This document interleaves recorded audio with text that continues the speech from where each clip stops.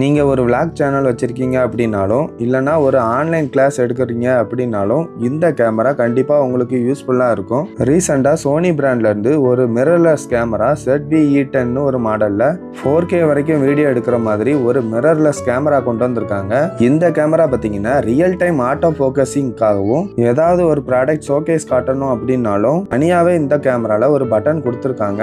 இந்த கேமரா பார்த்தீங்கன்னா 24 மெகா பிக்சலில் கொண்டு வந்திருக்காங்க. அதே மாதிரி இந்த கேமராவை சார்ஜ் பண்றதுக்காகவே USB-C டைப் சார்ஜிங் போர்ட்டோட கொண்டு வந்திருக்காங்க. இந்த கேமராவோட மேல் பக்கம் பார்த்தீங்கன்னா நமக்கு ஒரு மைக் கொடுத்துருப்பாங்க. அதுக்காக ஒரு விண்ட்ஷீல்டும் கொடுத்துருக்காங்க.